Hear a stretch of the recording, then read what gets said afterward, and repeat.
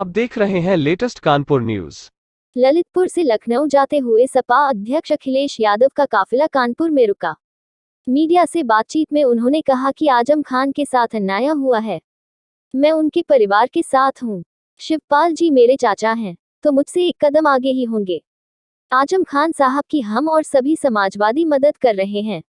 CM आवास की दीवारें इतनी ऊंची है गई हैं कि अब अंदर तक चीख पुकार नहीं पहुंच रही है। अखिलेश ने भाजपा सरकार को लॉ एंड ऑर्डर के मुद्दे पर जमकर घेरा। कहा मौजूदा सरकार में यूपी पुलिस पूरी तरह बेलगाम हो चुकी है।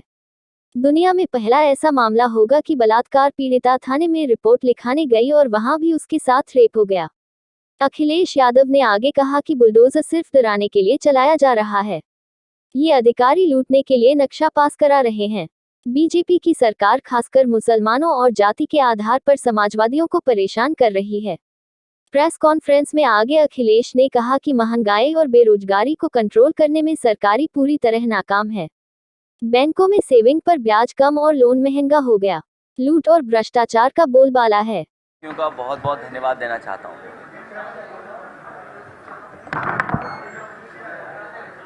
साथ ही साथ कानपुर की जनता का बहुत धन्यवाद। आज चुनाव के बाद मिलने का मौका मिल रहा है। मैं कानपुर की जनता का बहुत बहुत धन्यवाद दूंगा कि उन्होंने समाजवादी पार्टी पे भरोसा करके समाजवादी पार्टी को ऐतिहासिक जीत दिलाई है। जिस समय यहाँ पर रोड शो का कार्यक्रम हुआ, न केवल कानपुर बल्कि संदेश पूरे प्रदेश और देश में गया कि इतना समर्थन अगर पार्टी के पास है तो उसका परिणाम क्या आएगा।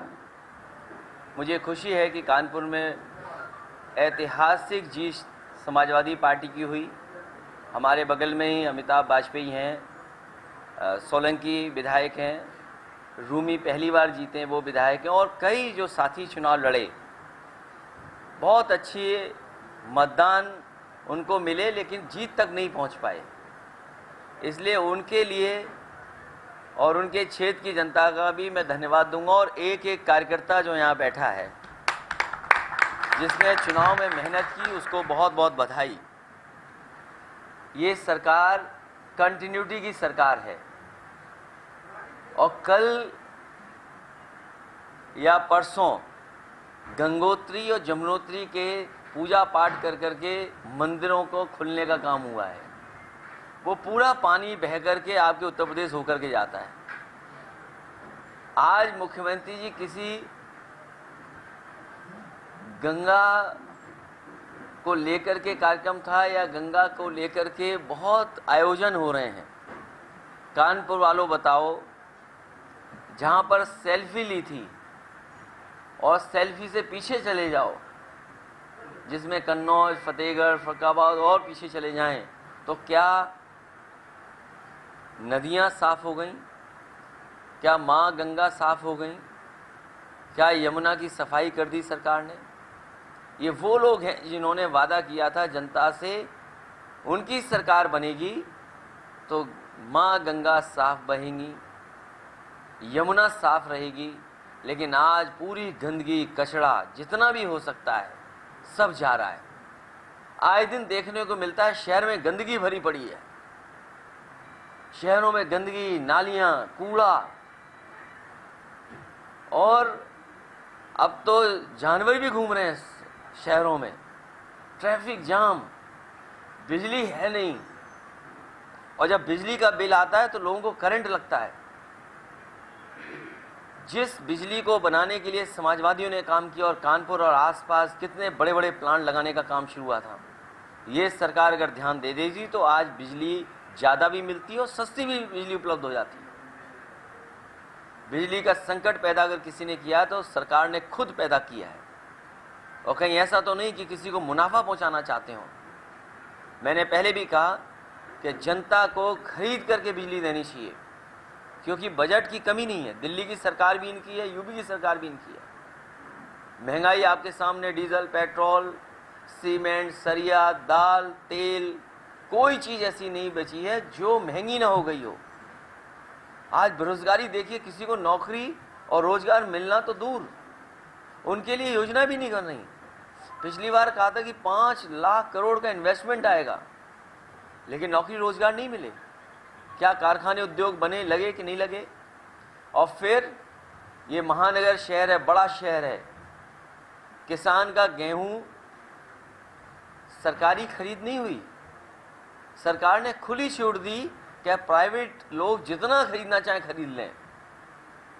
और इसलिए छूट दी है सरकार ने कि जो अपना गेहूं पिसा करके खा रहे हैं वो तो सस्ता खा लेंगे, लेकिन जो पैकेट वाला खरीदेंगे वो इतना महंगा मिलने जा रहा है कि बीजेपी ने ऐसा रणनीति बनाई है, ऐसी स्ट्रेटजी तैयार की है कि शहर में रहने वाले लोगों को आटा महंगा मिलेगा, सूजी महंगी मिलेगी, आपको पकौड़े बनाने वाला बेसन महंगा मिलेगा, सरसों का तेल, रिफाइंड, घी सब महंगा करा दिया। और बैंकों ने भी अब आपका इंटरेस्ट रेट कम कर दिया, और लोन लेंगे तो इंटरेस्ट रेट ज़्यादा। आप 2014 से हिसाब लगाइए अभी तक कितना सेविंग में और फिक्स डिपॉजिट में इंटरेस्ट कम हुआ है। और फिर कानून व्यवस्था की तो बात ही मत करो। जो लोग जीरो टॉलरेंस की बात कर रहे थे, जो कभी तमंचावादी कहते थे, जो समाजवादियों के सरकार को न जाने क्या कहते थे, आज बताओ तमंचा लगा करके 3,35,000 रुपए ये लूट हो गई। ये क्या भारतीय जनता पार्टी का तमंचा था? क्या भारतीय जनता पार्टी के लोग तमंचा लगा रहे हैं? और इतनी लूट और इतना भ्रष्टाचार कभी उत्तर प्रदेश की जनता ने नहीं देखा होगा जितना इस बार देखने को मिल रहा है। और पुलिस मन मर्जी कर रही है। और पुलिस क्यों ना मन मर्जी करे? अगर पुलिस से आप चुनाव जीतना चाहोगे, लोगों को परेशान कराना चाहोगे, बाद में वो मन मर्जी तो करेंगे। आप देखिए जिला पंचायत के चुनाव में क्या लूट हुई, एमएलसी के चुनाव में क्या नहीं दबाव बनाया गया। और आपके सामने घटना है ललितपुर की, एक पीड़िता है जिसके साथ बलात्कार हुआ, वो अपनी फरियाद लेकर के आई, फिर बलात्कार हो गया उसके साथ। भाई दुनिया में ऐसी कहीं घटना हो सकती है? और तब वो घटना हो रही है जब बीजेपी की सरकार है। समाजवादी लोग अगर नहीं पहुंचे होते तो पुलिस के खिलाफ इतनी कड़ी कार्रवाई नहीं होती। मेरी फिर मांग है कि ऐसे लोग, पुलिस के लोग जो इसमें शामिल हैं, वो टर्मिनेट होना चाहिए। ये केवल ललितपुर में घटना नहीं हुई, आप चंदौली की घटना बताइए क्या हुआ वहां पर। एक परिवार में 2 बहनों को मारा, एक की जान चली गई, दूसरी अभी भी बीमार है, उसकी पिटाई की गई। और पुलिस कहानी बदल रही कि उसने फांसी लगा ली। सच्चाई तो यह है कि बीजेपी से अच्छा इनकी सरकार में पुलिस कहानी कभी नहीं बनाती। पुलिस कहानी बनाने में बहुत तेज है, कोई घटना होगी उसमें कहानी बना देंगे। इसलिए बेरोजगार, महंगाई और आपके पुलिस के कामकाज देख सकते हो। फेक इनकाउंटर में नंबर 1, कस्टोडियल डेथ में number 1, national human right commission से जो नोटिस मिलती है उसमें नंबर 1, महिला आयोग से जो नोटिस मिलती हैं पुलिस को नंबर 1, अपराधियों की सूची में जो चुनाव लड़े बीजेपी नंबर 1। और इनकी सरकार में वैसे तो ये निशानेबाज हैं, लेकिन सोचिए एक आईपीएस फरार है, आईपीएस पे इनाम घोषित है। इसलिए ये सरकार कंटिन्यूटी की सरकार है, और कंटिन्यूटी की सरकार में कानून व्यवस्था लेकर के हर चीज बर्बाद कर दी सरकार।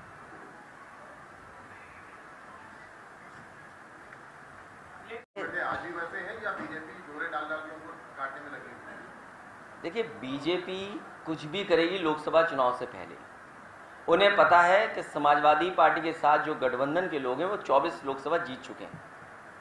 हम लोग थोड़ी मेहनत प्रयास और कर लेंगे तो उत्तर प्रदेश में ऐतिहासिक परिणाम आएगा, ये बीजेपी जानती है। इसलिए हर तरह का कंफ्यूजन बीजेपी फैलाएगी, और बीजेपी किसके माध्यम से कौन सी लड़ाई करा दे। अब तो बीजेपी वाले ट्वीट भी लिख करके देने लगे हैं। बीजेपी वाले ट्वीट लिख करके देते, अभी तक तो प्रेस के लोगों को देते थे, अपने जो स्पोक्स पर्सन को देते थे। अब सुनने में आया है किसी पार्टी से हिसाब किताब करना है, किसी नेता से हिसाब किताब करना है, तो उनकी रिसर्च टीम बाकायदा ट्वीट बनाती है और वो देती है कि ये ट्वीट आप करिए। अखिलेश जी, आप मानते हैं कि एक जात के लोगों को टारगेट किया जा रहा है? क्योंकि कानपुर में भी घटना हुई, उसमें के यादव नाम के दरोगा को हटाया गया और प्रद्युमन सिंह, क्योंकि सरकार बेसिकली आप भी आरोप लगा रहे थे कि ठाकुरवाद चला रही है। एक पत्रकार साथी को भी कपड़े उतार के घुमा दिया, और उसमें भी पुलिस कोई कहानी बना देगी। वो क्या कहानी है ये? अब पुलिस बना देगी कोई कहानी, दबाव बना लेगी। मान लीजिए एक पत्रकार साथी ने पेपर आउट हो की जानकारी जिलाधिकारी को दे दी, उस पत्रकार साथी को जेल में रहना पड़ गया, उसके ऊपर झूठे मुकदमे लगा दिए गए। और कानपुर की पुलिस तो सब सीमाएं तोड़ गई, इसीलिए तो कानपुर फेमस है। वहीं आ रहा हूं मैं। तो आप सोचिए, सब कपड़े उतार दिए पत्रकार के, और मुझे नहीं लगता कोई व्हाट्सएप पे इतना वीडियो चला होगा। अरे व्हाट्सएप भेजने वाले ये भी नहीं जानते किस समय भेजना चाहिए, सुबह सुबह भेज दिया लोगों ने। अब स्वाभाविक है किसी ने भेजा होगा तो कोई ना कोई खोलेगा उसको। तो बताइए, अगर सुबह सुबह आपको किसी पत्रकार साथी का बिना कपड़ों का वीडियो देखने को मिल जाए व्हाट्सएप पर, और पहले दिन मैंने कहा सबसे ज्यादा घोर जातिवादी पार्टी अगर कोई है तो भारतीय जनता पार्टी।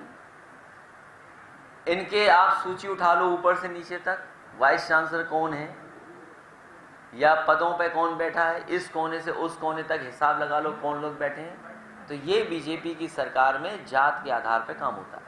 अखिलेश जी, आजम खान साहब को लेकर बड़े सवाल चल रहे हैं। आजम खान साहब से आपने कोई उनके परिवार से संपर्क साधने की अभी फिलहाल कोई कोशिश करी है? कोई मैं इरफान सोलंकी के साथ साथ जितने भी हमारे ईद मनाने वाले लोग हैं उनको मैं बधाई और मुबारकबाद देता हूँ, और न केवल उत्तर प्रदेश, देश के सबको मुबारकबाद देता हूँ। आदरणीय आजम खान साहब के परिवार को भी मुबारकबाद मैं आपके माध्यम से देता हूँ, और पहले भी दिया मैंने। देखिए, आप उनके साथ अन्याय हुआ उसकी कहानी नहीं बता रहे। मैं तो पत्रकार साथियों से कहूंगा कि जब इतना इंटरेस्ट ले रहे हो मुझ में और आदरणीय आजम खान साहब में, तो कम से कम इतना इंटरेस्ट तो दिखाओ आप। और बीजेपी के लोगों से मैं कहना चाहता हूं कि कम से कम ये इंटरेस्ट दिखाओ कि आखिरकार किन अधिकारियों के माध्यम से आपने मुकदमे लगवाए थे। मैं उन परिवारों को बुलाया था, मैंने दिल्ली में और लखनऊ में जिन परिवारों ने उन पे मुकदमे लगाए थे, मैंने उनसे व्यक्तिगत मुलाकात की थी कुछ लोगों से, और मैंने कहा कि क्यों मुकदमा लगा रहे हो इतने बड़े नेता पर। तो बोला कि सरकार पे हमारा इतना दबाव है कि हमारी जान भी जा सकती है। अगर हमने आपकी मदद की तो हो सकता है बीजेपी की सरकार में हमारी जान चली जाए, और जब जान पे बात आ जाएगी तो कोई भी किसी पर कुछ भी मुकदमा लिखा देगा। 24 में आजम खान की जगह टिकट किसको मिलेगी? आजम खान साहब को मिलेगी, उसमें क्या बात है? सर, चाचा में अभी भी कंफ्यूजन फंसा हुआ है। चाचा क्या कंफ्यूजन है? वो चाचा है, इतना नहीं जानते आप? वो तो कह रहा विधानमंडल सरकार क्या कंफ्यूजन है? तो कह रहा विधान वो देखिए, जब चाचा हैं तो हमसे आगे होंगे ना, तो हमसे आगे हैं। इंतजार कर रहे हैं आजम खान साहब के बाहर आने के? नहीं, देखिए, इंतजार सच पूछोगे आप तो ईमानदारी से मैं कह रहा हूं कि हम समाजवादी लोग सब इंतजार कर रहे हैं कि उनकी कानूनी मदद हो, वो बाहर आए, और हमारे आपके किसी के हाथ में हो तो आज हम लोग उनके साथ कर दें जो करना चाहें। लेकिन सवाल ये, बीजेपी को इंटरेस्ट क्यों आ रहा है? आरोप आप पर भी लग रहा है कि आपकी पार्टी के लोग भी कह रहे हैं कि आप आजम खान की मदद नहीं कर रहे हैं, जो मदद करनी चाहिए। जो मदद मैं कर रहा हूं, क्या मैं बता सकता हूं आपको? जितनी मदद हम समाजवादी लोग कर सकते हैं पूरी मदद की, और बीजेपी चाहती है कि हम लोग खुल के कह दें क्या मदद की है। आप भी लगता है बीजेपी से मिल करके आए हो। हाँ, बहुत धन्यवाद। नहीं, वैसे नहीं, वो इशारा किया होगा कि ऐसा करिएगा, आजम साहब पे ही सवाल पूछना, आप महंगाई पे सवाल मत पूछना।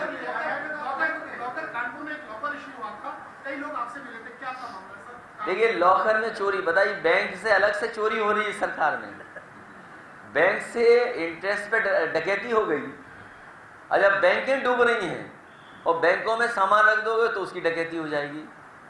उन परिवारों की मैंने मदद की, और जो संबंधित अधिकारी थे उनसे मैंने कहा कि बैंक की जिम्मेदारी है इनकी मदद करना, और मुझे खुशी है इस बात की कि बैंक ने हमारी बात को सुना और उन्होंने उन परिवारों की मदद की। जी, यहाँ पर भिंगवा है, पहाड़पुर है, यहाँ पर यहीं के अधिकारी 4 साल पहले वहाँ नाप आप करके वहाँ के लोगों को जगह दे आए थे। आज जब उनके गरीबों के मकान बन गए तो उनको तोड़ने का काम किया जा रहा है, वो लोग बेघरों पे सड़कों पे, ऐसा क्या कहेंगे? बीजेपी की सरकार लगातार गरीबों पर अन्याय कर रही है। और अगर किसी घर से किसी को हटाना है तो सबसे पहले उसको रहने का इंतज़ाम करना चाहिए। समाजवादी सरकार में भी बड़े बड़े काम हुए जहाँ पर कई जगह लोगों को हटाने का काम हुआ, लेकिन सबसे पहले उन्हें रुकने और रहने का इंतज़ाम किया, उसके बाद कोई फैसला सरकार ने लिया। और कई बार फ्री घर दिए। सरकार का जाता क्या है गरीब को अगर घर दे देंगे तो? वो परिवार जो है जाके डीएम आवास के बाहर पन्नों पर पेट्रोल डालने की कोशिश। डीएम नहीं सुनेंगे। ये सरकार के ने और खासकर मुख्यमंत्री जी ने ऐसा मुख्यमंत्री आवास की दीवारें बना दी हैं कि चीख पुकार बाहर की सुनाई नहीं दे रही है। उन्हें जो परेशानी और तकलीफ है वो सुनाई नहीं दे रही वहाँ तक। क्या ललितपुर वाली घटना ऐसे हो सकती थी? चंदौली में जो घटना हुई क्या हो सकती थी? और हर दिन देखिए फतेहपुर में हो गया एक बलात्कार, बेटी का लूट हो गई सड़क पर, अलीगढ़ और उस इलाके में एक अधिकारी की लूट हो गई अलीगढ़ में। बुलंदशहर में एक हस्बैंड वाइफ डॉक्टर, उनके साथ घटना हो गई। कितनी घटना हम आपको बताएं। और सच्चाई ये है कि अगर आप आंकड़े मंगा लेंगे तो सबसे ज़्यादा वर्स्ट लॉ एंड ऑर्डर अगर कहीं है तो आपका उत्तर प्रदेश में है।